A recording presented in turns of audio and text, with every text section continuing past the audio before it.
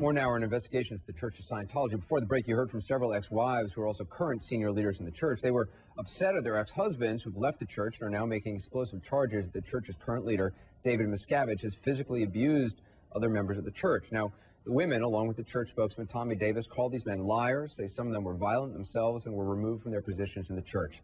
The women say Marty Rathbun, the church's former inspector general, was violent. They also say their former construction manager for Scientology, named Tom DEVOCHT, never showed any marks on his body from the beatings he said he had from Miscavige. And they called former marketing manager Jeff Hawkins a liar.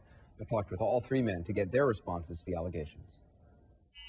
Tom, you saw your ex-wife basically saying that there was never a mark on you, that she knew every inch of your body, she slept with you every night, she never saw any sign that you had been physically abused. Right.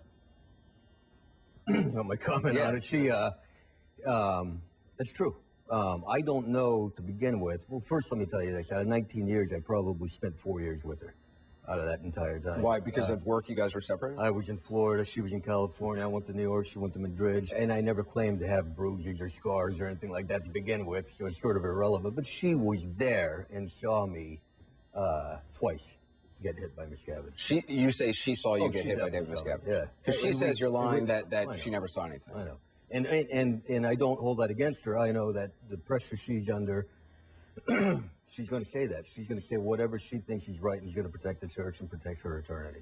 Essentially, Tom, the church is also saying that you three are colluding together, that you've matched your stories, that you've been working on this, and you're out to destroy the church.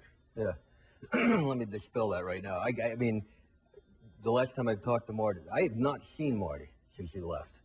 To give you an example, I've not seen him in person. We've not met anywhere. I talk to him occasionally, maybe once a month. He'll confirm that, to say hello, how's it going?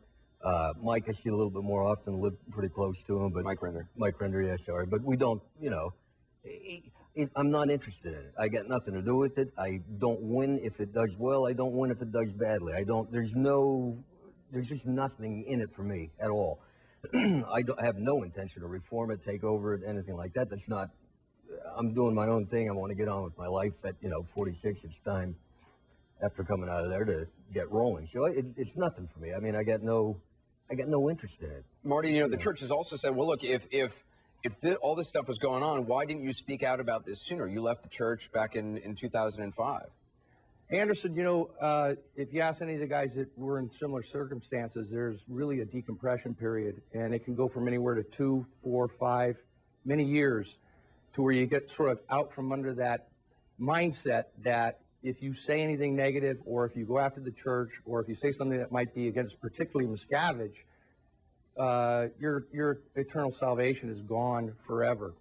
And so it takes a while to sort of decompress from that before you're even willing to talk about it to anybody, a friend, a spouse, a loved one, let alone, get up and do something about it. Marty, when you saw your wife and what she was saying, what did you think?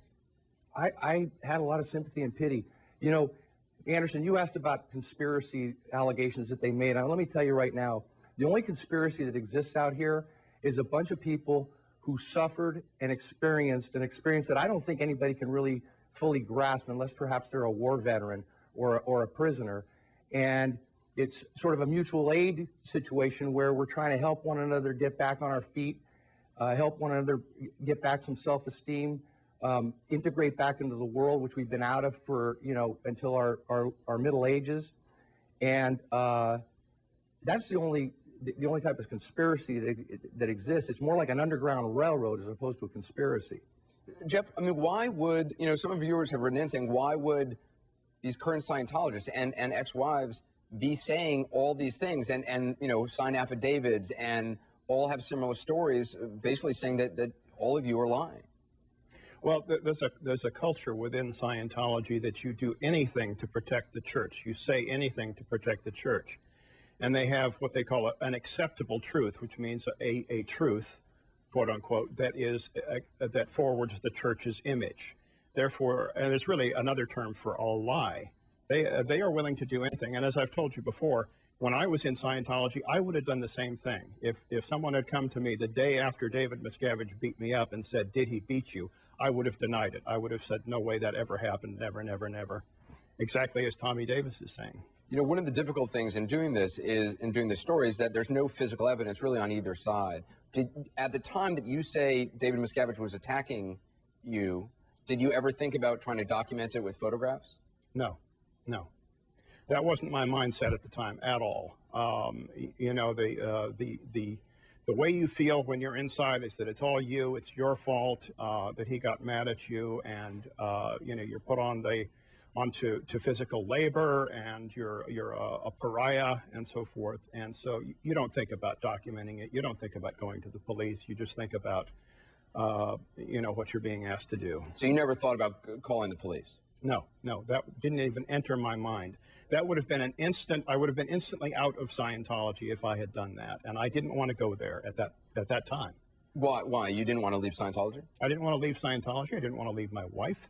It's all I had known for 35 years. So I wasn't ready to cut the cord at that point.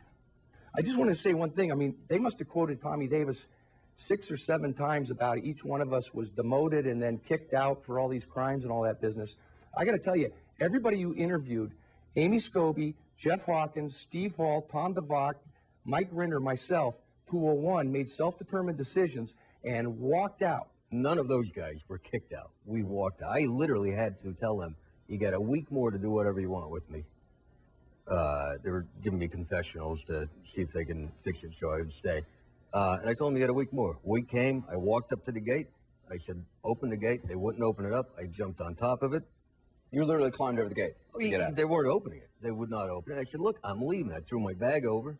I got on top of the gate to get over it, at which point they opened, almost crushed my leg. Luckily, I got over. And I walked out. I was not booted out. I was not told, you're out. What do you say to people who aren't sure who to believe? You know, I don't know what to tell them. It's you know, he said, she said, and they're going to believe what they want to believe. But again, to me, put me on a lie detector test. I'd do that in a heartbeat. You know, it's an odd thing, and they are, again, just trying to protect the church. I've got no reason to do this. Zero. I got nothing to gain. Guys, I appreciate you talking again. Thank you very much. Thank you. Thank you, Anderson. Well, over the past months, we've spoken at length with former Scientology spokesman Mike Rinder. Rinder spoke to us on the record and told us he was abused some 50 times by David Miscavige, but said he wouldn't interview with us on camera because he promised his first interview to the BBC. The church strongly denies what he claims, but once that interview is aired, he says we would welcome an opportunity to come on our show and share his story. Now, once again, we'd like to point out that over the months, we have invited church leader David Miscavige on 360 to address these charges through his spokesman. He has declined. That invitation also still stands. You can watch our entire Scientology series on our website at ac360.com. That's where you can also join the live chat, which is now underway.